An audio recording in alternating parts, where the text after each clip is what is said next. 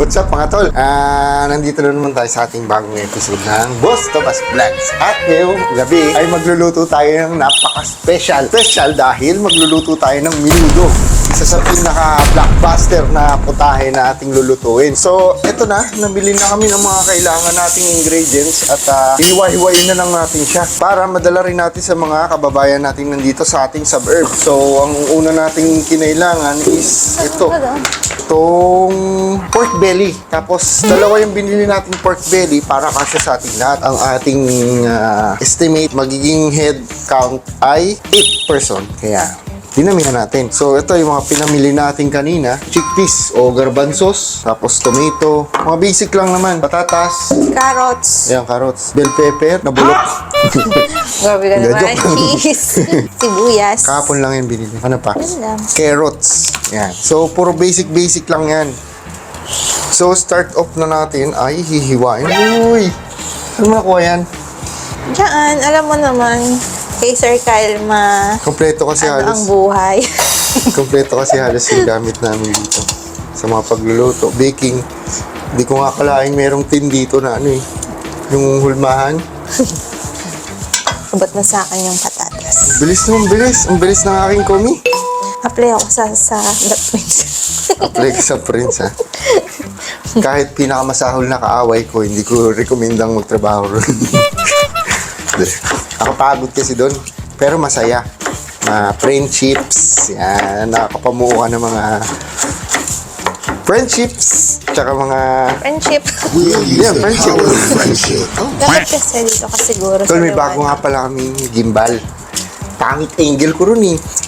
Ganito yung angle na gusto ko eh. Kamukha ko dito si Joshua Garcia. Kamukha ko ba si Joshua Garcia? Kiss mo mo. Patulogin mo para dilig sa mic. Ayun! Kapaswerte. Okay na, I'm done. Alis na ako.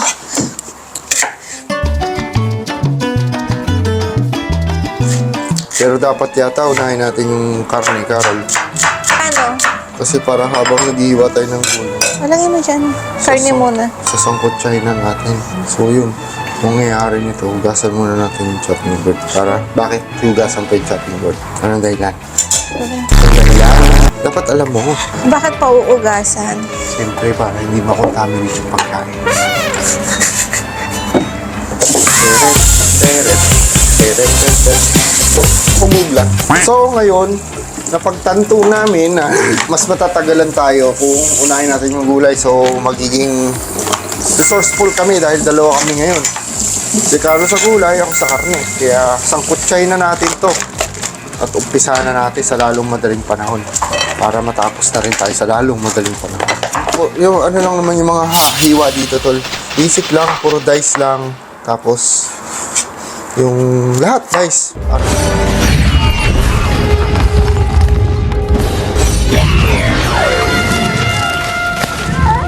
Guys, para mag-ano rin siya, maging even din siya doon sa ating baboy na which is magiging dice din yung hiwa natin. So, yan. Uy, dito ako. Tara. Yan. So, tuloy na natin. So, ang ginagawa ko lang naman dito ay dinadice ko unti-unti yung mga ingredients natin para maging uniform siya doon sa ating mga gulay. Yan, kagaya nito. Alisin na natin yung mga buto para talagang laman lang yung makakain natin. Kasi nakakairita pagka kakain ka tapos may mga kagat kang buto. Kaya bukod natin yan, pwede natin yan sabawan. Carol, kamusta ka dyan? Malapit na ako matapos.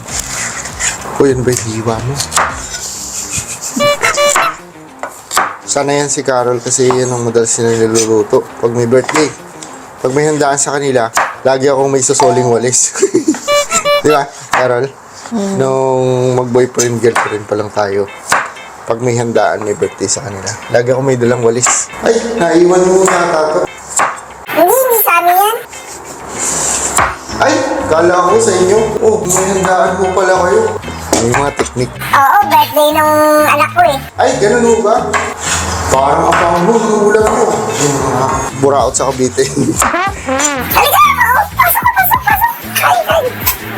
Hindi naman, hindi ho. Nakakahiya naman ho. Isasoli ko lang sana itong walis eh. Hindi naman ho pala siguro. Hindi bali na eh. Ang layo pa ng pinuntahan mo. Sumakay ka pa ng jeep para isuli yan. Sige ho, ano bang ulam? Kaya yun, doon ko nakilala si Carol. Diba, Carol? Carol, ano bang history natin? Saan mo ba ako nakilala? Ikwento mo ka sa mga viewers natin. Sabi mo mga pakwento. Hindi, actually kasi, nung earlier days ko, bataan ko, Ano?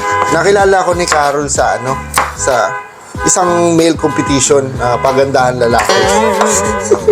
Eh, paano ba talaga, Carol? Ano ba? Paano ba? Paano hati nito? Ganon din. Square din? Gantong kalalaki? Talaga? Alisin mo lang yung mga puti kasi mabait yan. Dami pala nito, Carol. So, mag-start na tayo mag-isa, tol. Habang hindi pa huli ang lahat. Sa'yo pala nakafocus yan. Sa akin ka pa nag-focus? Ako ba ang magluluto? Yan. So, mag-start na tayo, tol, magluto. Saan ba ka sasangkutsahin to?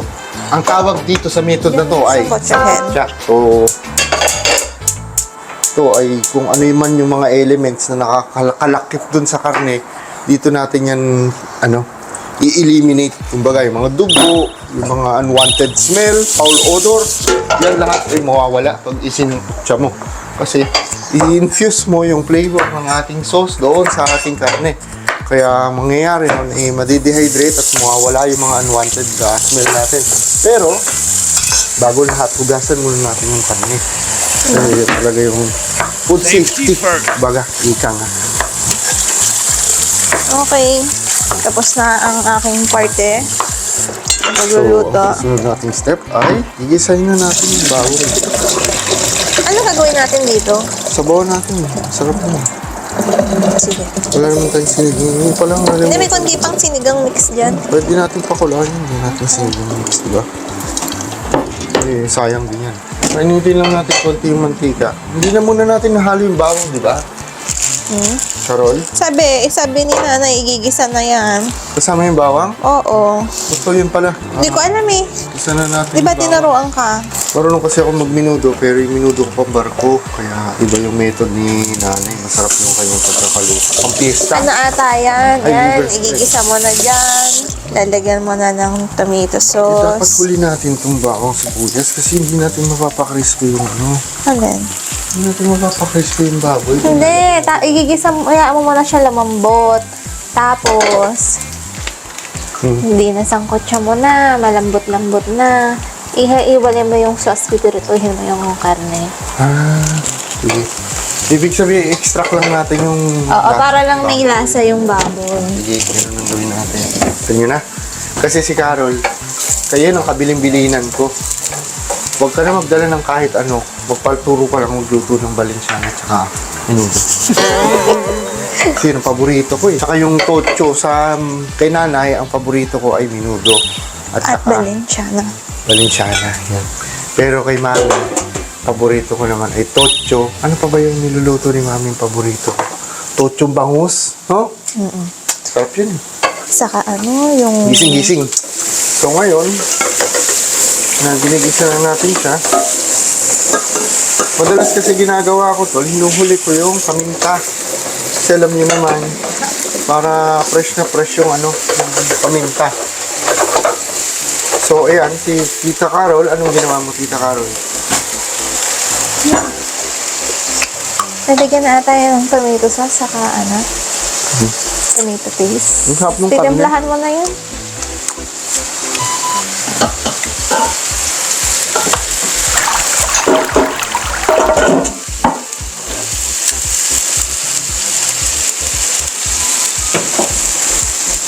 Nilagyan ko na ang palasa.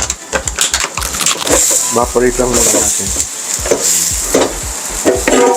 Ilagay na natin yung Carol. Tomato sauce, tomato paste, liver spread. Lalagyan na rin liver spread. Carol, lalagyan na rin yung liver spread.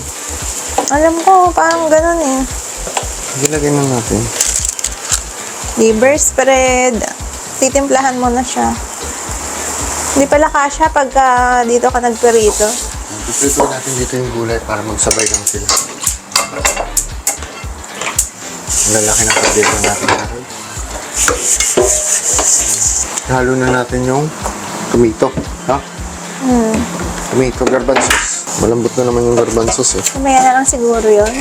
Sabay ng Kasi bell pepper. ipapry mo pa yung ano eh. Lagyan na natin pork. yung tomato sauce, tol. Lagyan na natin lahat. Uli nam-nam. Tapos na natin rekta. Sunod ka rito. Lagyan ko lang tomato paste para magkaroon siya ng konting kulay saka ng asin. So, gaya nga ng sabi ni Carol, sasangkot siya muna natin siya. Mamaya, pagka medyo malambot-lambot na siya, bubukod na natin yung karne para yun naman ang ating piprituhin. Carol, Ha? lagyan natin toyo.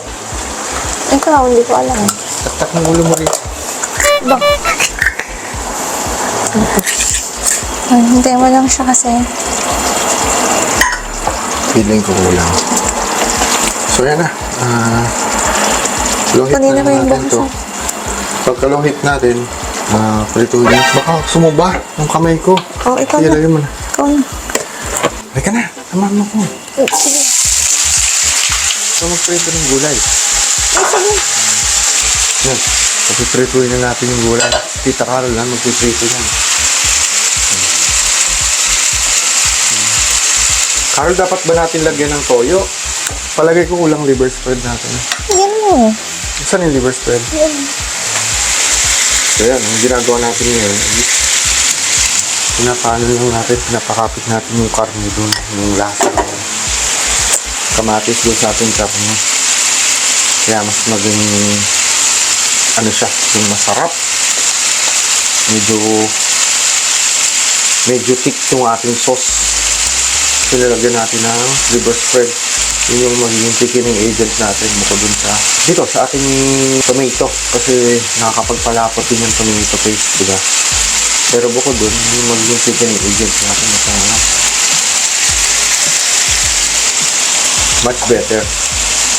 Much better when we're together.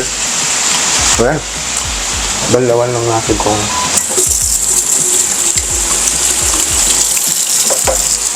mas magiging malasa yan kapag maibukod na natin yung mga gulay. May lagay natin yung siyempre yung garbanzos kakaroon ng lasa yan. Yung green, walang green. Carol, Alin? hindi mo na nilawak yung green pepper. Ang dami niya. Masarap yan, mas marami. Yung isang buo, hatiin ko din. Green piece to, di ba? Hindi na. Hindi ata. Sabi niya, walang garbanzo sa menu din. Hindi ko makita yung message ni nanay.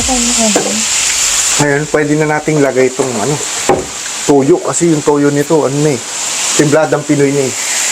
Bigyan natin ng konti.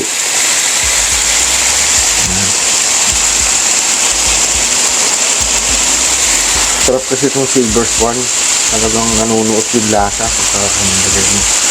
Lasang minudo na sa atin, Carol. Halo Saan to. yung panghalo mo dito kanina? Yung steak. Ano stick to? Akin na. Kamay ulit to.